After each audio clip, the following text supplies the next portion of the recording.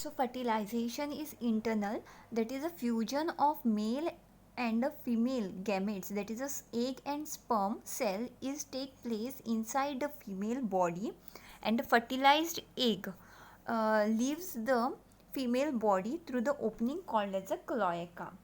Okay, and in this reptiles, this cloaca is a common chamber or the outlet into which the intestinal plus urinary and the genital tract opens. Okay, then the embryonic membranes are present. What are the embryonic membranes? Embryonic membranes are the amnions and the allantois, that are the vertebrates which encase their embryos in a series of protective sacs. Sacs, okay, sac, and here in reptiles the parental care is absent. Okay, so quickly we will revise. In today we have studied about general characteristic of the class Reptilia. Class Reptilia include the members like snakes, turtles, lizard, uh, and then tortoises, okay, crocodile, okay, this the members of class Reptilia are cold blooded.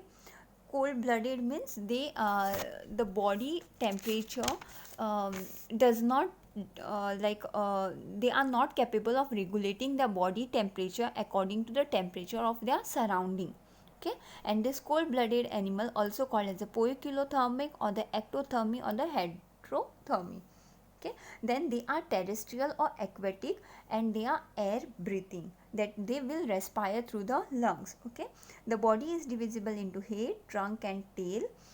Head, neck, trunk and tail, and the whole body is covered by the horny scales.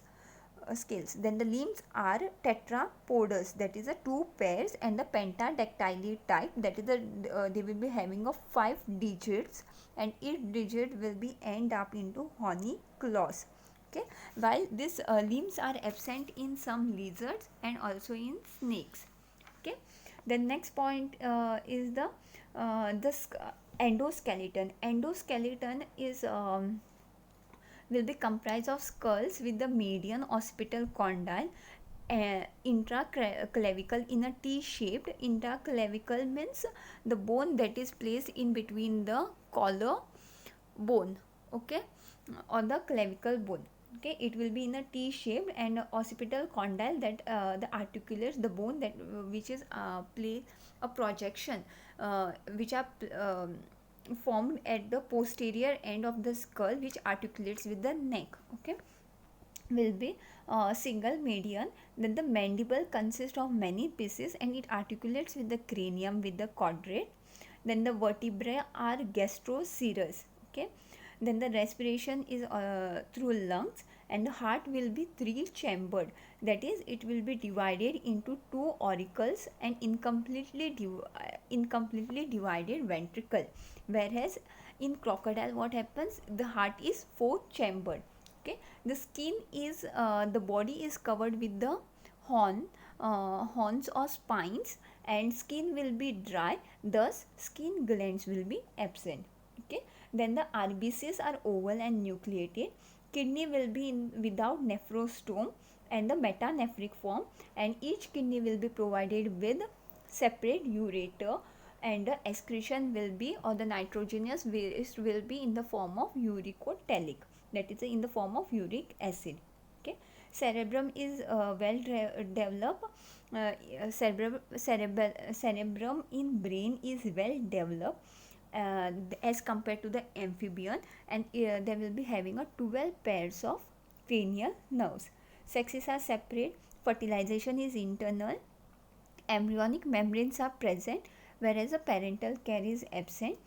One more point is the lateral line.